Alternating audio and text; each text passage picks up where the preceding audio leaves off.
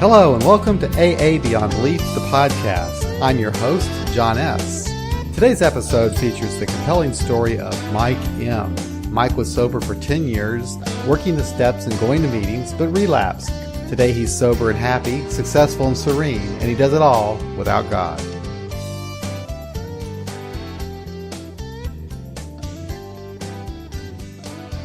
Hey Mike, how you doing? Thank you for agreeing to come on AA Beyond Belief. Oh, it's my pleasure, John. Thanks for having me. I appreciate the opportunity. I always enjoy these conversations, and I was talking to you a little bit last week, and it seems like your experience is somewhat similar to mine. Most of the people that we've had on AA Beyond Belief that have had a story to tell, most of them actually were non-believers from the beginning, from childhood, and they went into AA as non-believers. But your story is a little bit different. Why don't you start by just telling us a bit of your story, following the typical AA formula of what it was like, what happened, and what it's like now, and we'll just take it from there. Sure, that sounds good, John. So what it was like for me was very difficult. I started drinking at an early age. My first time in rehab, I was 18 years old. My first time in jail, I was 18 years old also. And I needed to and deserved to be in both places.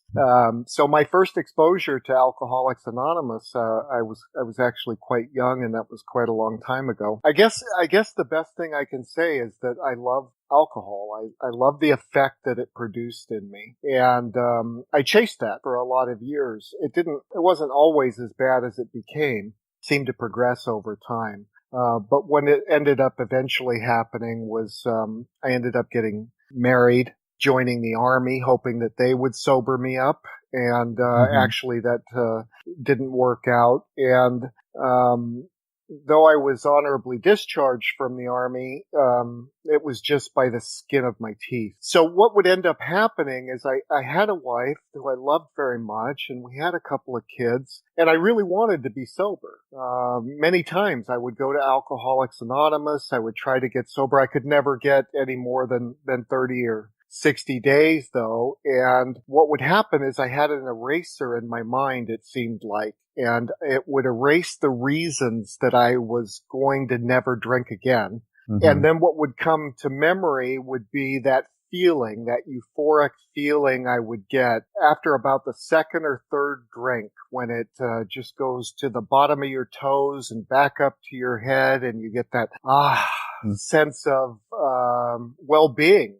You know, like you belong and everything's okay with the world. And it was something I craved more than anything else, I suppose, is that feeling. And eventually I would always overshoot the mark. And a successful night of drinking for me was sitting in front of the TV. I would say, okay, tonight I'm only going to drink a 12-pack, and I'm going to sit in front of the TV, and there's not going to be any chaos. And if I passed out in front of the television having only drank a 12-pack, that was a successful night of drinking for me. The problem was that I would get ideas once the buzz came on, and the ideas would be to go out or to drive. Yeah. And by doing that, I picked up 4 drunk drivings. And as I reflect on it, I spent literally 4.5 years of my adult life in drunk driving class. Yeah, wow. You know what? I had that experience. I had 3 DUIs in a 3-year period. And you're exactly right, because, you know, when you get a DWI, it takes forever to go through that thing. You got to go through your drunk driving schools. You got to do all the court stuff. And, it's like, it's a huge, huge drag on your time.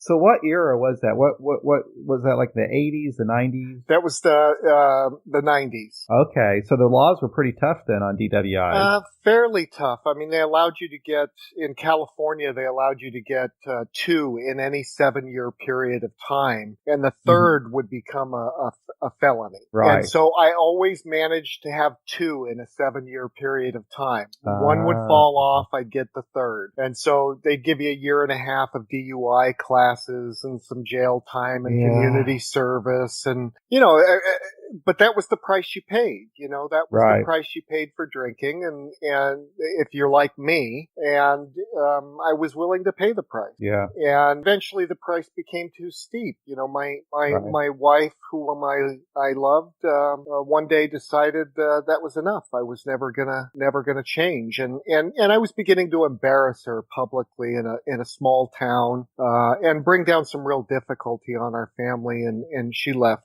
And then it was really on. I thought, to myself at first, well, she's wrong, and I can drink now as much as I want to and how I want to, and it's not going to be that bad. But it did turn out to be insane, really insane. And I spent the next year rotating in and out of jail.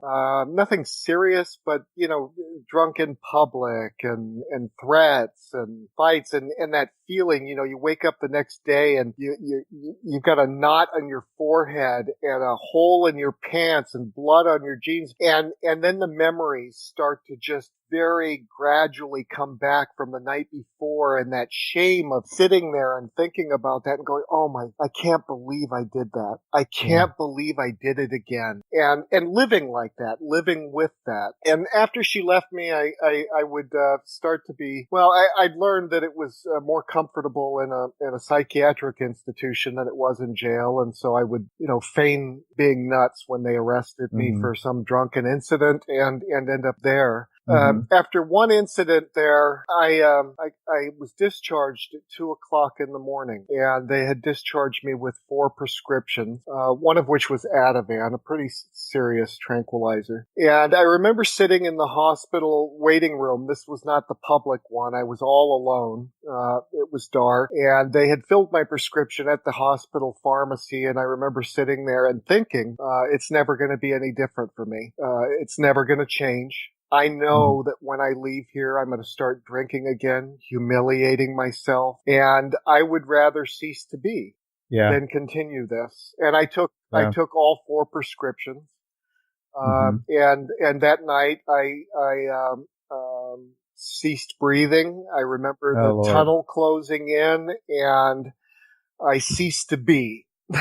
And apparently what happened is that somebody found me at that time, and they used the crash cart. I know this because of the medical bills, but they used the crash cart 4 times to bring me back to life. And I was on a life support machine for a couple of weeks. Wow.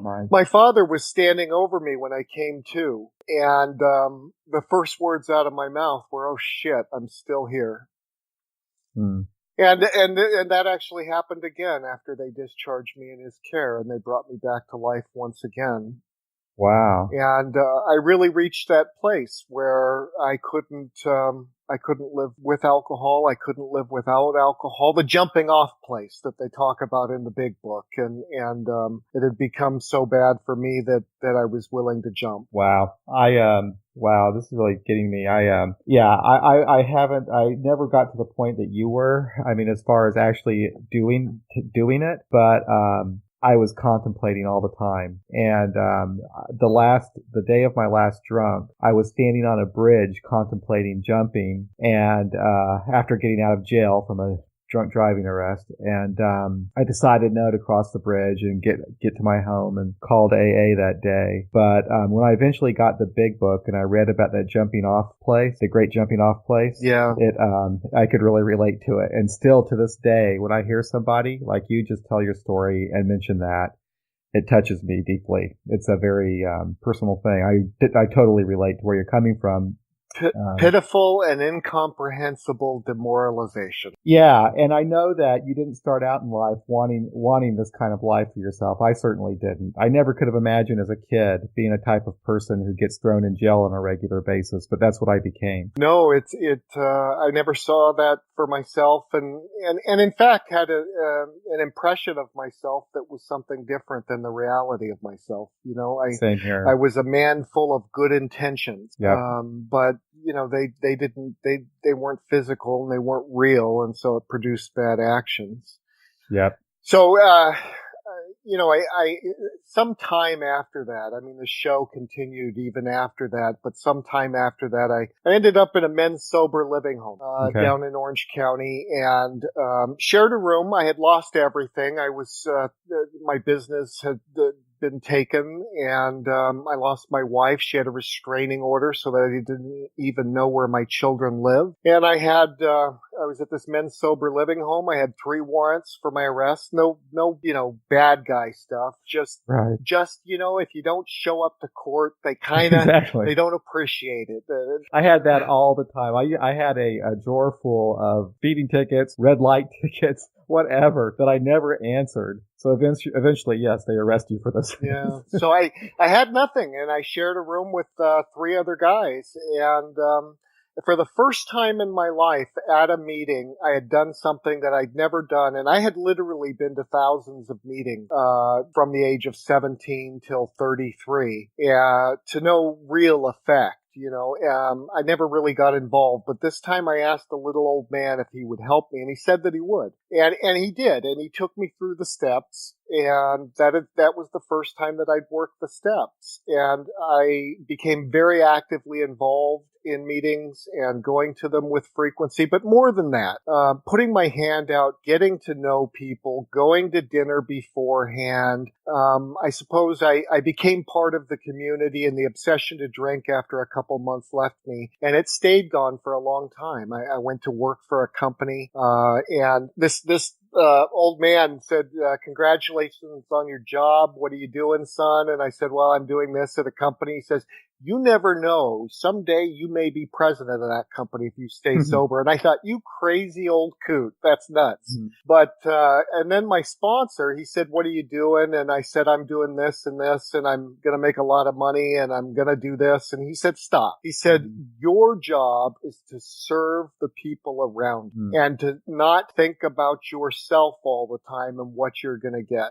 And I followed his advice, and I went from being a low-level employee in that company to eventually being the CEO of that company over a period of 8 years, which is pretty remarkable given that I had no college education or anything like that. AA worked extraordinarily well for me. I stayed free of that obsession to drink. I married a woman in Alcoholics Anonymous, who is my wife to this day, and really was a walking poster board for the promises. But what happened? You mentioned something, Mike, earlier. You said that you went through a period of time where you never really felt a part of the fellowship. I guess you never really felt like you were engaged, but then something did happen where you really became involved. And I've read that is really the key, is as soon as a person feels that they belong, that they're part of AA, that gives them a chance. But if you feel like you're an outsider, it's very, very difficult. I completely agree with you.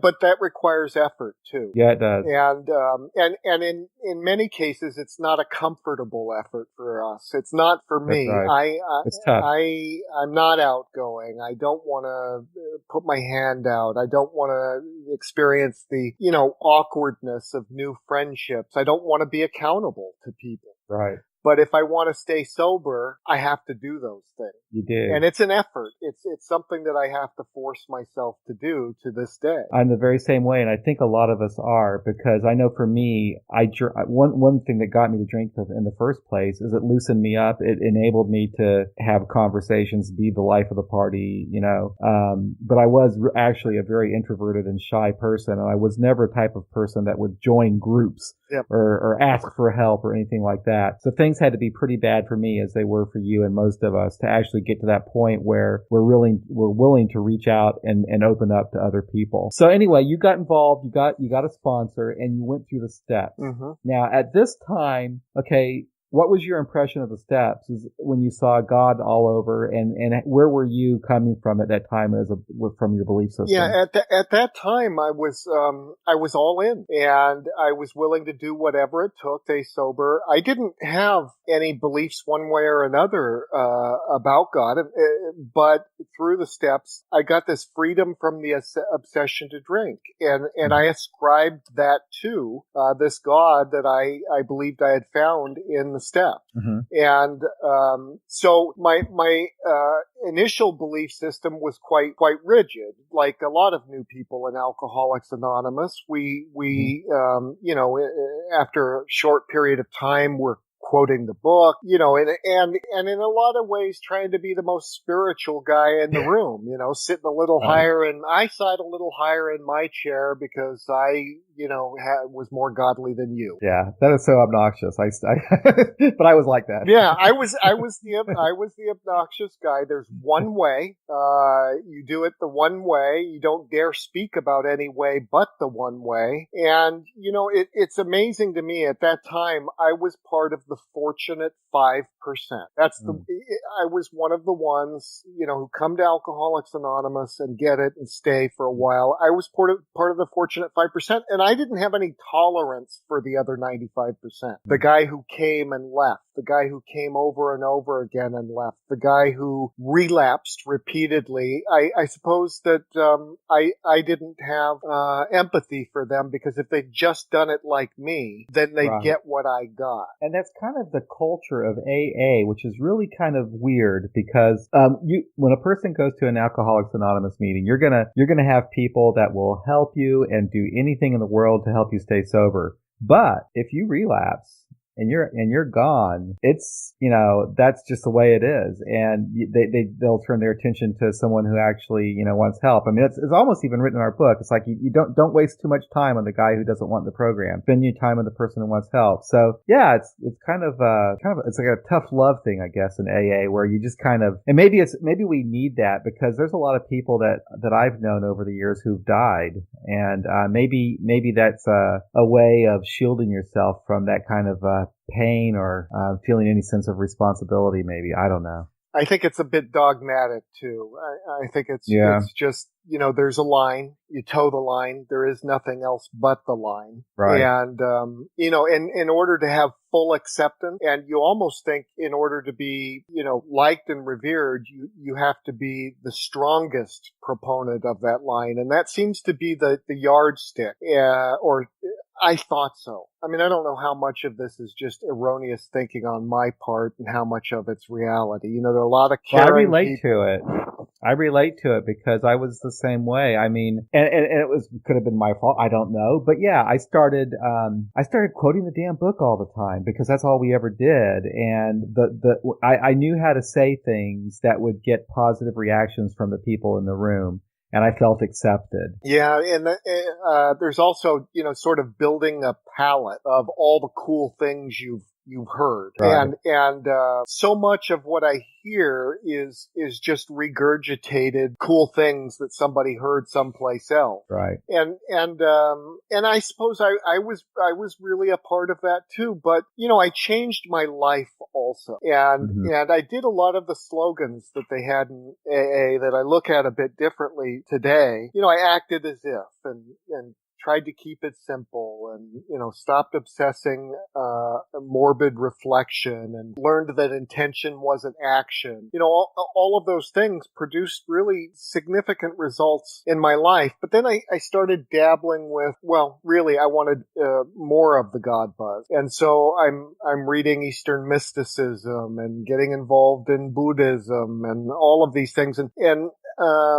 meditating, and I remember reading a portion of it. I think it was Bill sees it. He says that AA is but spiritual kindergarten. And as I succeeded, I thought, I don't need AA anymore. I've graduated, and I stopped going to meetings, and I stopped talking to my sponsor because he'd want to know why I wasn't going to meetings. And I guess what happened was I forgot how bad it can be. And after almost 10 years of sobriety, I drank again. And it did turn out to be the same as it was before. And in pretty short order, I got a 5th drunk driving. God. I'm married to a woman in Alcoholics Anonymous, and ours is a sober marriage. So this was not cool. and I put her through, real difficulty. I wanted to get sober again. I wanted to be sober. I saw my life slipping through my fingers, and there's something about drinking after you've had a period of time being sober. There's a clarity. When I first came to AA drinking, it was a fog. I didn't process, I didn't notice, I wasn't paying attention to my decline. It was just life. It was the way things were. But when you drink after a long period of sobriety, you're present for your destruction. You're there. God. You're right there. You know what's happening. You know what's going to happen. You know she's going to leave you.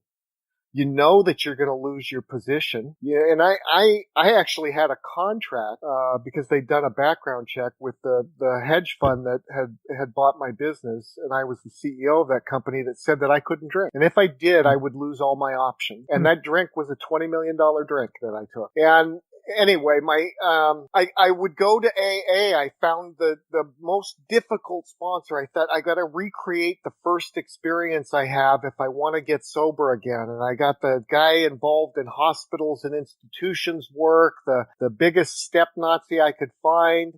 And I worked with him, and I went through the steps again. There was no freedom from the obsession to drink. I went to panels. I went to meetings all the time, but I couldn't reconnect again. I was just the dumb shit who had lost 10 years.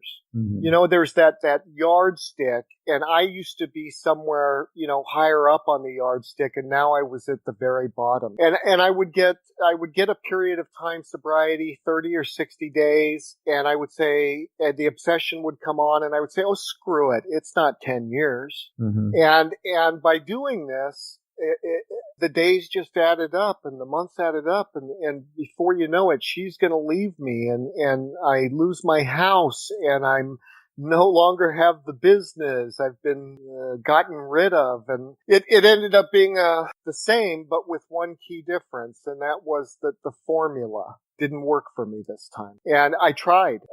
I wanted to believe in that there was some power that was going to restore me to sanity, and it just didn't. So were you thinking during that time, Mike, were you kind of evolving to become a non-believer, or were you not even thinking about that, or what? I wasn't even thinking about that.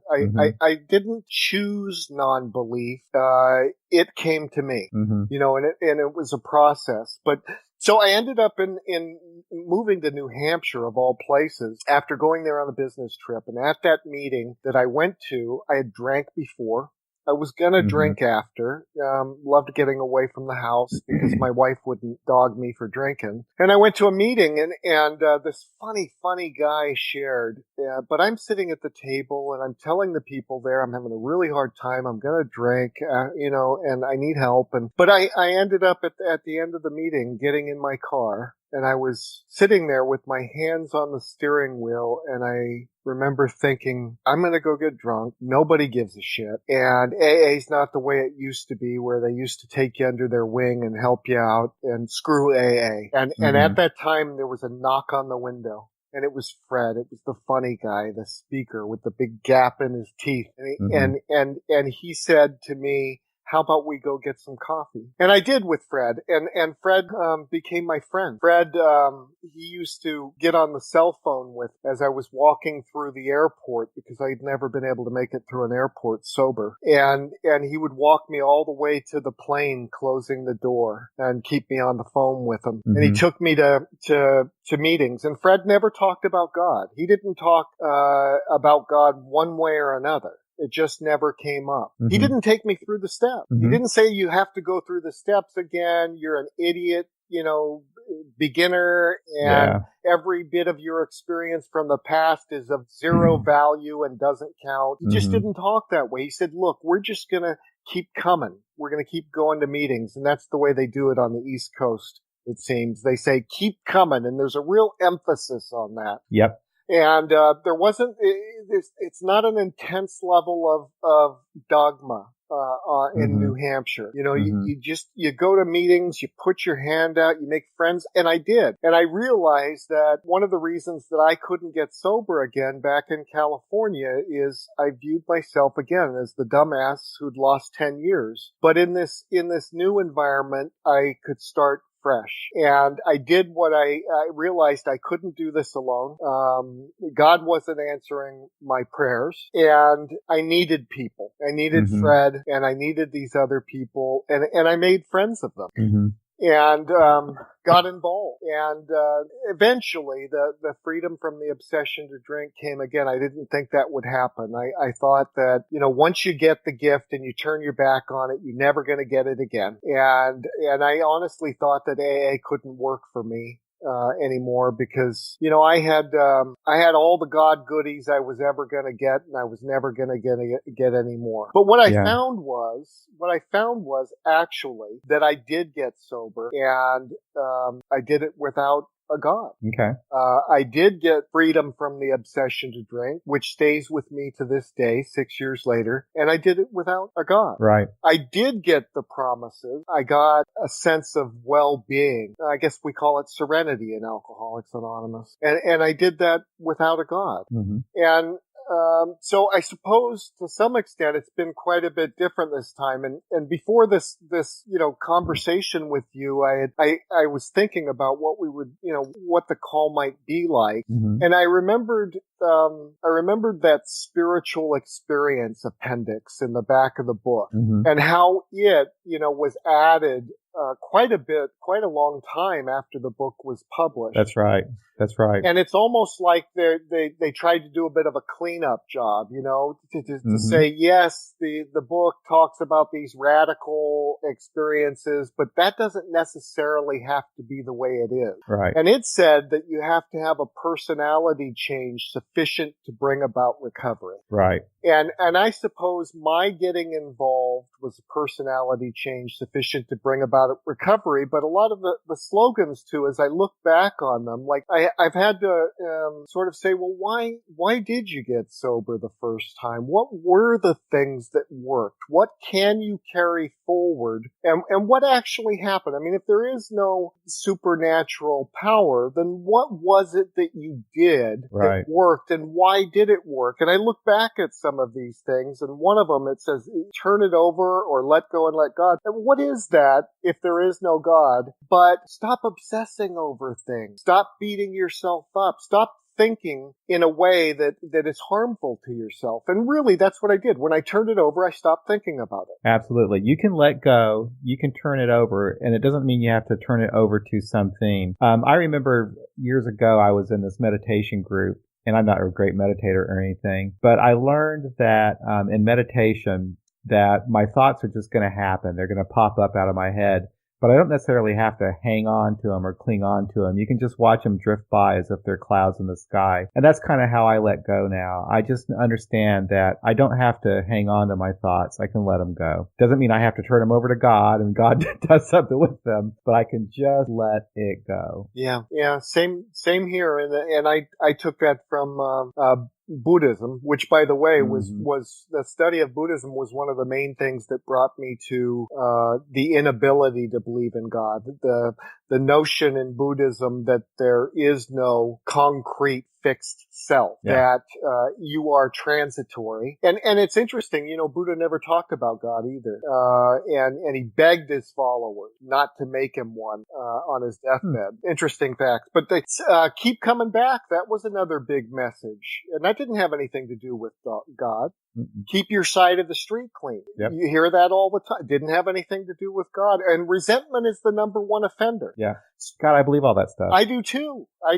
But what I had to do is take personal responsibility for my own mental hygiene. And that meant that I couldn't just always think what I wanted, think about myself, obsess over my problems. I had to make changes to the way I thought that were sufficient to bring about that personality change. Yeah. And there's effort required in that. Absolutely. And you know what? This is what drives me crazy, because you were basically, you're talking about all the stuff in the steps. This is what we actually do. And it's the same damn thing as the people who believe in a God. And I just wish that they could see it's these actions that we're taking. It's these things that we're doing. It's the people in the room. And call it whatever you want, whether you call it a spiritual experience or what, but we're doing the same things. We are. And that, when you drink after a long period of time sober and you're fortunate enough to get sober again, I really don't ever want to drink again. I don't want to drink again. And so for me, I've taken this very seriously, and I've applied a lot of thought to reflection as to what worked for me, what do I need to salvage, what do I need to make a part of my life, what really happened. A measure of reflection. I think that when you're just coming in new, or you're an atheist from birth and you come in that way, doesn't necessarily occur. So I really have had to look back and see what worked. I did the same thing, and it's an amazing experience. It's to really stop and think, what does this mean to me? What did I do? What was my experience? And to rethink the whole thing, not just the way it is in the book or the way that you think that people want you to say it, but just from your own personal experience. And that's really what it's all about. But I think everybody should do that. Think about the program. Sometimes in AA we kind of put down thinking, but I think thinking is good, especially when it comes to your recovery. You really have to stop and think, what does this mean? What worked for me? Right. And I feel like to some extent we are not giving people all the skills that they need to stay sober. I mean, the sobriety rates, the success rates really are abysmal. And we're rooms filled of the fortunate 5% who really aren't spending enough time thinking about how we can broaden that to the 95%. That's right. Because dogma doesn't work for everybody. That's right. And some people do need some skills. How do I get rid of resentment? And if the praying doesn't work, how do I get rid of them then? And the most impactful messages that I've received from AA and AA members over time, as I look back on them, really, you're perfectly capable of doing them without any supernatural assistance at all. I've got another one here. Feelings aren't facts. That was very helpful to me in sobriety. But that really, all of it is coming back to taking responsibility for your own thinking and your own mental hygiene. Because if you don't do it, nobody's going to do it for you. Today, I have become successful in business again. And that was hard work, risk taking, sacrifice. But, in my prior life, I would pray and then good things would happen or bad things would happen. Yeah. And if the good thing happened, God got all the credit. Right. But I haven't prayed and I have still become successful again. My marriage it should be the envy of all marriages. Yeah. It's magnificent. My children are happy. I am peaceful. I am serene and peaceful almost all of the time. And that's not a gift from some supernatural being. It's something that I've worked for and I protect and I cherish. The difference of going from active alcoholism to sobriety is so dramatic, and our lives improve so tremendously. And we realize that as we're getting sober, and we're amazed by it. We're just amazed by how different things are. I know I was when I was going through the steps the traditional way as a believer or trying to believe. When my life changed in ways I never expected, I just had to attribute it to something outside of myself. I thought, well, I must be having a spiritual experience. But do you know that even in the big book, I think it warns about this, and maybe it's in the 12 and 12, not to mistake emotionalism or emotional response or something for spirituality. And I think I did to a certain extent, because I was so happy with what my life had become that I thought, well, this has to be God. And no, it doesn't. No, it doesn't. And I suppose that's part of why I believe that your podcast and what you're doing is so important, because there are so many people coming to Alcoholics Anonymous, particularly the younger generations who've had significant access to information, to scientific theory, for whom evolution is a fact. And I think it's becoming increasingly difficult for them to swallow purely dogmatic message. Oh, it's crazy. It just drives me nuts. I mean, we're giving these people a book from the 1930s. These people who grew up on the internet. It's crazy. It's absolutely insane. I'm almost embarrassed sometimes that we expect these people to relate to that book. It's ridiculous. It drives me nuts. But that's why I'm still in AA though, because someday I want to see a book that is contemporary, written in our own language for the people of this century, that deals with the program of recovery. And I don't care if that book has some mention of God for the people that have God in their life, but it also has to have room for the secular people that don't have a God. It does. And there, I don't care if you believe in God or if you don't believe in God. Mm-hmm. What I care about is I care about the newcomer. I care about the new person, court-ordered or otherwise, coming to Alcoholics Anonymous and finding it broad and accepting enough to want to come back. Yeah. And I unfortunately, I feel like the hand of AA is there if you believe what we say, repeat what we say, and do what we say. Yeah, I know. And we're supposed to be a broad and inclusive organization, accepting of all people, regardless of their belief systems. It's not important to me whether you believe in God or not, and it should be unimportant to you whether I don't. It's popular in meetings nowadays to put down the fellowship, to say you can't be sober on the fellowship alone. We're dismissing the most important part of AA, and that's the people. It's us. It's not our ideas. It's not our philosophy. It's us helping each other. And if we would just focus on that, I mean, that's the greatest strength of Alcoholics Anonymous. When somebody needs help, when they're at a low point in their life, there's hundreds of people in their city that will help them. But the help has to come from caring. It shouldn't come from preaching and saying that these are the very strict rules that you must follow. That's what AA's become, unfortunately, in a lot of places.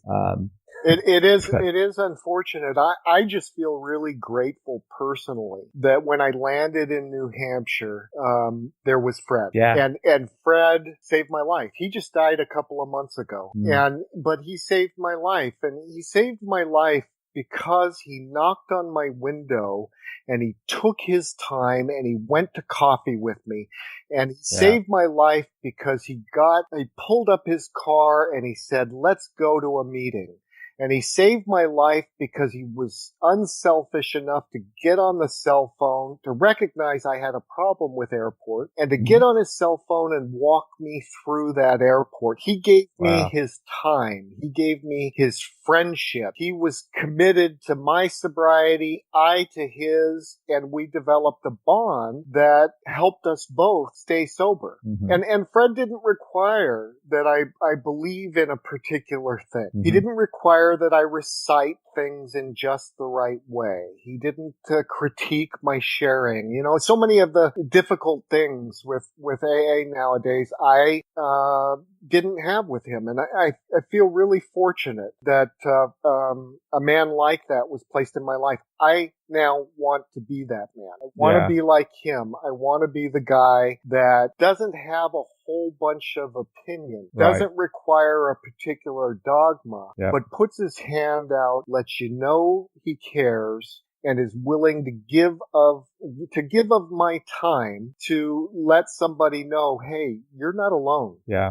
I know where you've been. I know how it feels. I remember, and you're not alone, and we can do this together. Yeah. I try to do that too. And I'm learning too, Mike, that I need to accept that not all of the newcomers are going to want that for whatever reason. And it drives me crazy, but they're really attracted sometimes to the guy who has the plan, the guy who says, you follow these specific things things, these directions, these rules, everything's going to be great. It drives me nuts, but there are people attracted to that. But I'm not that way, and I'm not going to be that way. And it's the Freds in the world that make a difference. And those are the people who made a difference in my life, not the people who told me what to do, but just the people who cared. Yeah. Well, the people that tell you what to do, they're right for 5%. Yeah. They're right for 5%.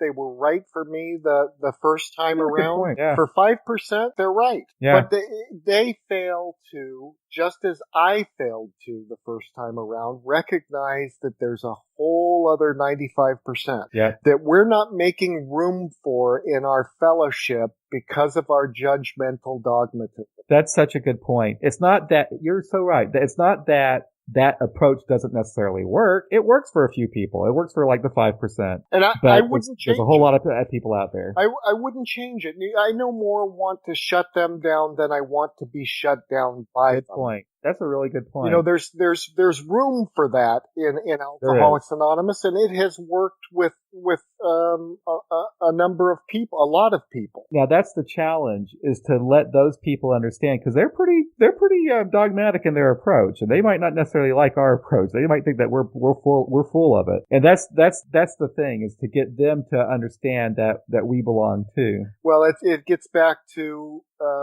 tolerance. Yeah. And unfortunately, what I experience more tolerance in a nonbeliever meeting than I experience in any of the meetings that aren't that kind. Yeah. And I think that we need to get back to the 12th step and recognizing that really what we're about is helping the suffering alcoholic. And not with precondition, helping the suffering alcoholic. And if we're not broad and inclusive, if we're not tolerant, then as time progresses, it's likely to be a smaller and smaller portion of people with access to information the way we have it nowadays who are going to come to AA and be willing to toe the line. So there's more and more of these secular groups now that are, available to people. Here in Kansas City,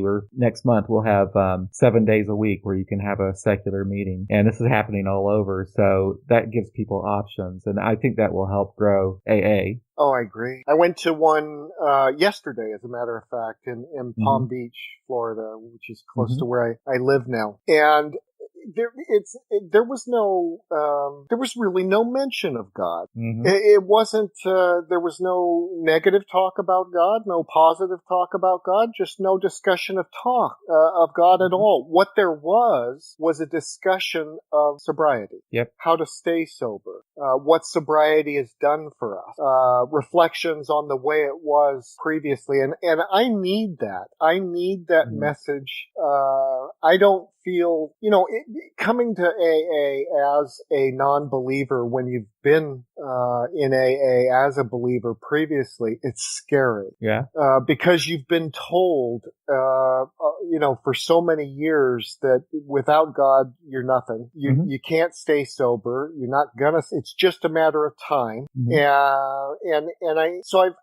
When you go to a meeting and you experience people with years, decades of sobriety, and what appear to be good lives. I mean, they seem like peaceful, kind, nice people. I mean, they were very thoughtful before the meeting and very thoughtful after, and we shared some phone numbers in the same way that we do in AA.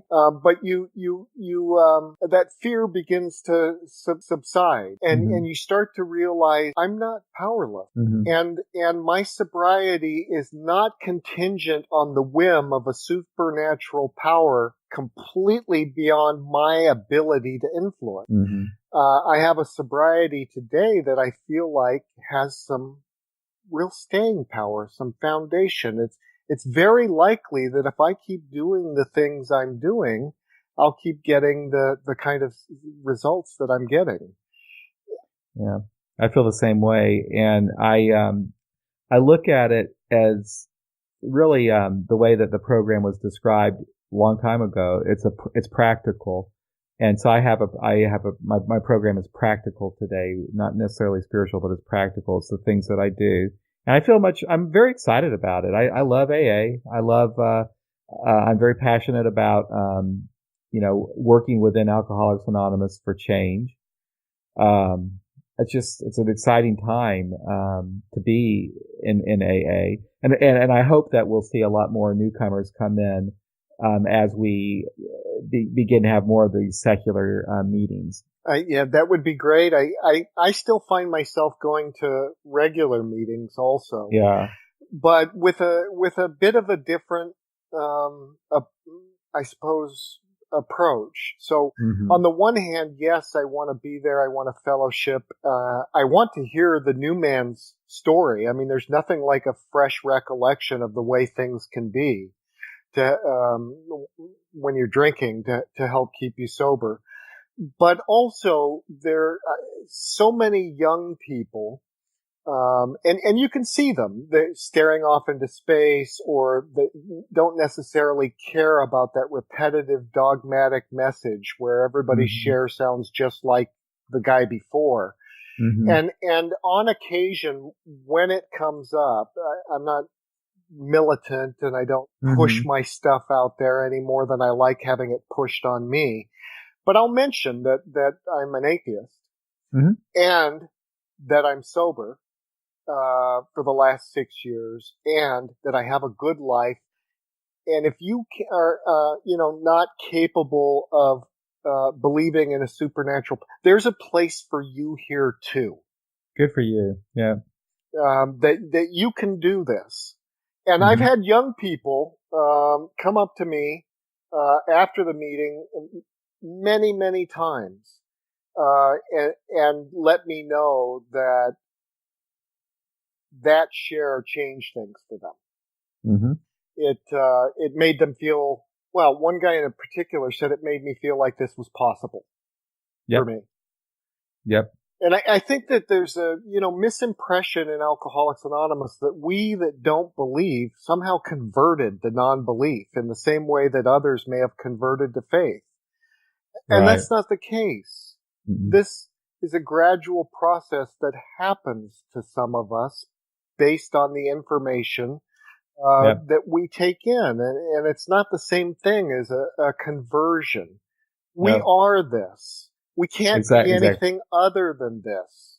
That's absolutely the truth. I feel that way. I think that this is just the way I am. I've always been this way.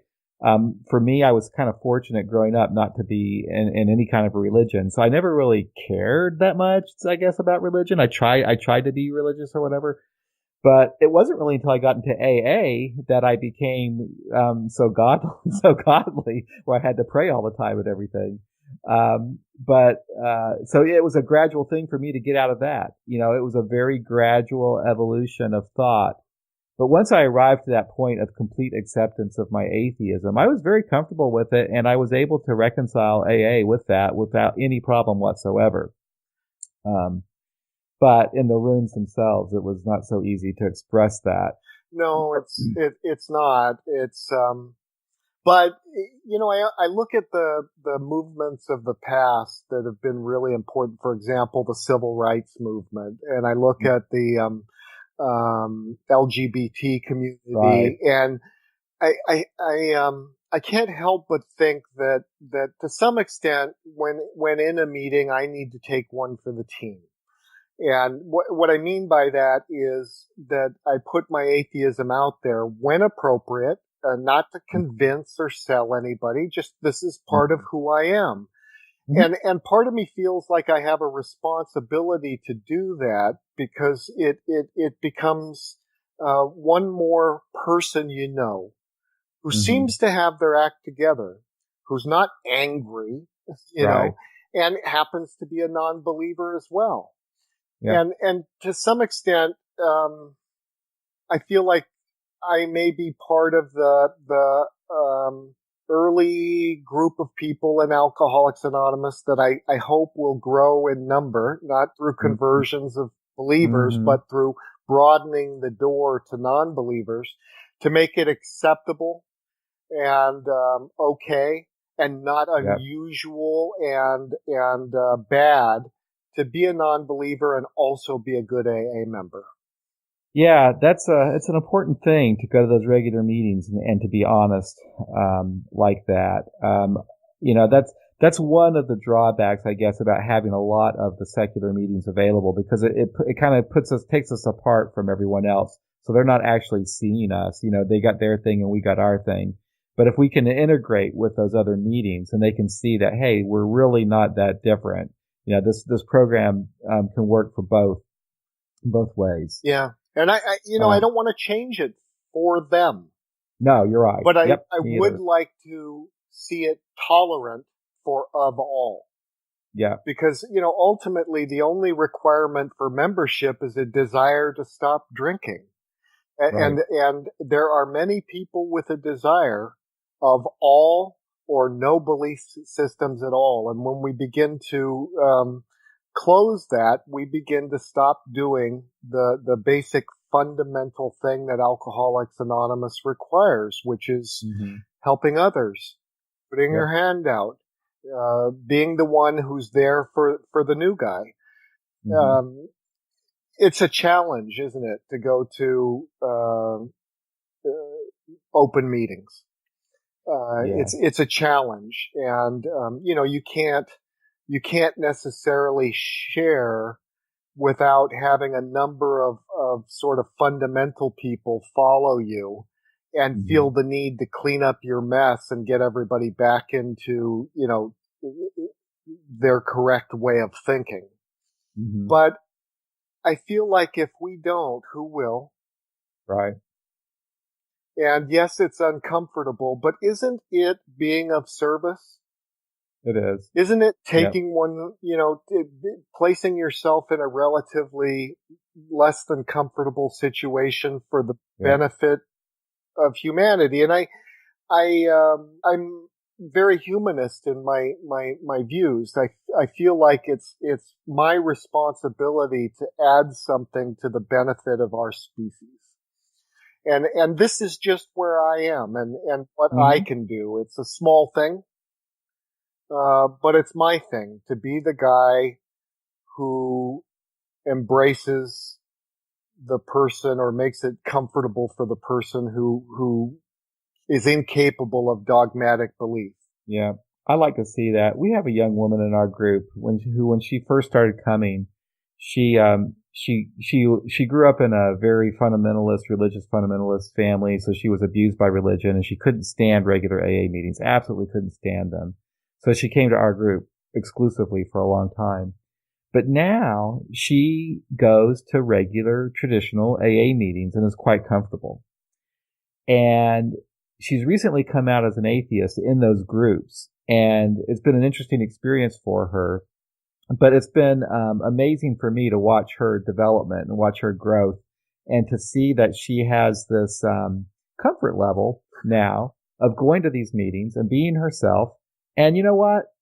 That's doing a service because those other people in that meeting are going to say, wow, this is a whole, this is a broad highway that we travel. This is really open to people like me. Yeah, it's not easy being that person though. It's not comfortable. Mm-mm. It's not Mm-mm. comfortable to be despised.